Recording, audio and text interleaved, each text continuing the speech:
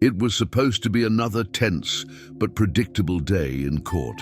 The gallery was packed. Journalists whispered among themselves, waiting for the next round of testimonies. Diddy had walked in with his usual entourage of lawyers, sunglasses on, expression unreadable. But what no one saw coming was that by the end of the day, the name on everyone's lips wouldn't be his. It would be Donald J. Trump. Yes, that Donald Trump. And when his name echoed through the courtroom, everything changed. At first, it was just a ripple. Someone in the gallery received a notification, then another. Whispers turned to murmurs, murmurs to gasps. Phones lit up. The judge called for silence, but it was too late. The information had already exploded online. Donald Trump had issued a public statement in support of Cassie. It wasn't vague. It wasn't diplomatic. It was blunt, unapologetic, and filled with Trump's signature fire. "I believe her," the statement read. "I've seen how this industry works behind the scenes. It's worse than politics. And what she's saying, it matches a pattern I've witnessed for decades. She's telling the truth. Diddy knows it. The world knows it.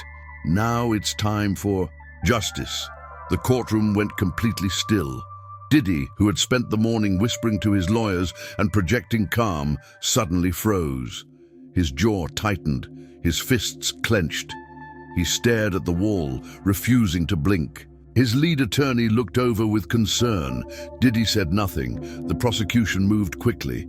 They asked the judge to allow new material. The judge, curious now, approved. A screen lit up. Messages, screenshots from 2016 and 2017. Private messages between Cassie and Trump's assistant. Cassie had reached out. "I'm scared," one read. "He watches everything I do. He says if I speak out, I'm finished." The response from Trump's office was short but direct. "You don't deserve that. No one does. If you ever need help, we're here." Diddy's face turned pale, but the worst was yet to come. Cassie took the stand again. She didn't cry. She didn't hesitate. She looked the jury in the eye and said, "He told me that no one would believe me, that he decides who works in this industry and who doesn't." A juror covered her mouth. Another scribbled "Trump statement" in bold letters. Reporters typed frantically. Then came the footage. A video from a hotel lobby in 2018. Cassie was speaking to a group of people. Diddy entered. He smiled. He reached for her arm. She tensed. He pulled her aside. Cassie narrated what had happened. "He told me that even Trump couldn't protect me if I turned against him." Now, with Trump standing publicly beside her, that old threat echoed like a death rattle. That was when Diddy lost control. He stood up with such force that his chair slammed to the ground. "Lies!" he roared. "You're twisting everything. I helped her. I made her career." Security rushed in. The judge slammed the gavel. "Mr. Combs, enough!" But Diddy was beyond control. "She's manipulating everyone," he shouted. "And Trump, he doesn't know the first thing about what happened."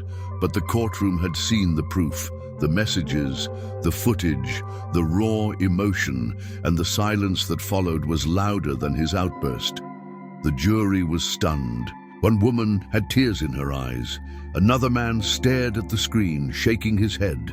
The prosecution stood still, letting the moment speak for itself. And Cassie? She remained composed. She sat tall, silent, unmoving, the embodiment of strength. What happened next only deepened the shift. The judge called a recess. As the jury filed out, Diddy stood still, shoulders slumped. His lawyer whispered to him. He didn't respond. His eyes were glassy.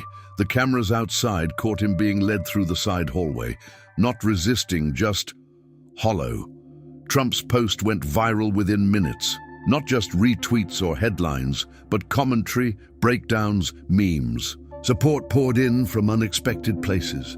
"If Trump's standing up for her," one user wrote, "maybe it's finally time to listen."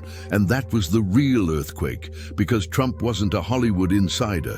He had nothing to gain by defending a pop star, which is why the gesture landed with such force, it pierced through the usual skepticism, the partisan bias. It was a cultural crossover no one expected, and it tipped the scale. Cassie returned after the break and laid out a timeline. March 2017, a party in Bel Air. June 2018, a yacht off Florida.